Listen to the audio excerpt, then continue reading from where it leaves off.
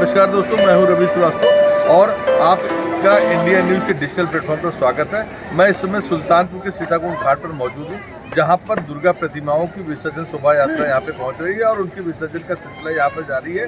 और गौरीगंज सगरा आश्रम से चलकर पीठाधीश्वर श्री मौनी महाराज जी आज विसर्जन कार्यक्रम में शामिल हुए हैं। मैं उनसे जानना चाहूँगा कि माँ दुर्गा की प्रतिमाओं का जो विसर्जन चल रहा है, इतने दिनों तक जो ये दुर्गा पूजा महोत्सव चलता रहा, आज माँ को नम आंखों से श्रद्धालुओं ने विदाई दी है, उस पर उनका क्या कहना है। महाराज जी, बहुत बहुत स्वागत है आपका इंडिया न्यूज़ के डिजिटल प्लेटफॉर्म पर।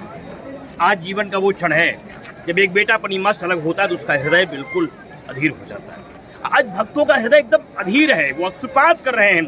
मेरी जिंदगी का सहारा वही है जिसे जिंदगी भर संजोया समय ने। इसी कल्पना के साथ सारे लोग माँ को पुकारते हैं, जननी फिर कब आओगी द्वारे, घर घर तुझे खोजता फिरता, वर्ष हमारे बीते कैसे, कब आओगी भवन हमारे। इन्हीं कल्पनाओं के साथ लोग एक वर्ष प्रतीक्षा करेंगे। माँ आप कृपा करना, दया करना, क्षमा करना, कोई भूल हुई हो, चूक हुई हो, आप अगले वर्ष मेरे घर आ जाना, मेरे हृदय में एक वर्ष निवास करना, आपके सहारे मेरी जिंदगी है। इसी भाव से लेकर के लोग भगवती की पूजा करते हैं, उपासना करते हैं। शास्त्रों प्रमाण यम यम चिंतते कामम तम तम प्राप्नोति निश्चितम। इस पूजा करने के बाद आप जो भी चाहते हैं वह आपको अवश्य प्राप्त हो।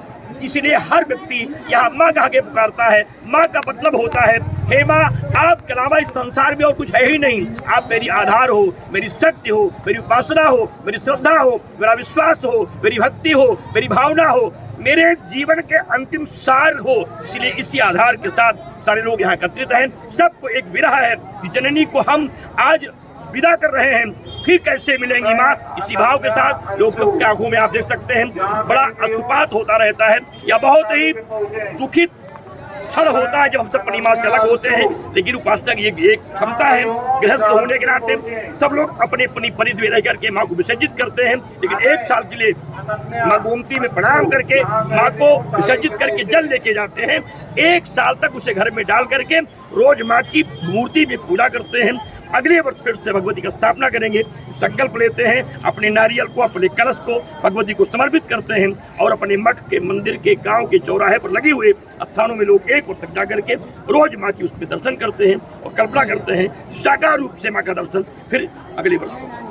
बहुत बहुत धन्यवाद महाराज जी। जैसा कि अभी मौनी महाराज जी ने बताया कि माँ दुर्गा की उपासना करने से जो मनोकामनाएं हैं वो श्रद्धालुओं की पूरी होती है। और इस वर्ष जो है जो विसर्जन हो रहा है, विसर्जन करने के उपरांत अब अगले वर्ष फिर माँ दुर्गा हमारे जिले में आएंगी और फिर से पूजा पंडालों में स्थापित होंगे और हम उनकी फिर से पूजा अर्चना कर सकेंगे।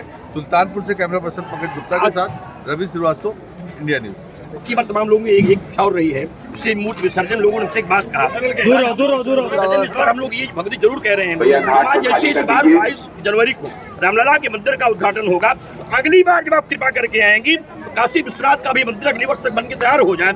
ऐसे हजारों भक्तों ने मेरे पास जाकर के कहा कि हम लोग संकल्प लेकर के आए हैं, आपकी वर्ष मूर्ति पूजा में हम भगवती से प्रार्थना किए हैं, अगले वर्ष काशी विश्वनाथ का भी मंदिर हम सबको मिले। ये भाव था लोगों का, साथ लोगों ने, तमाम लोगों ने। जय माता।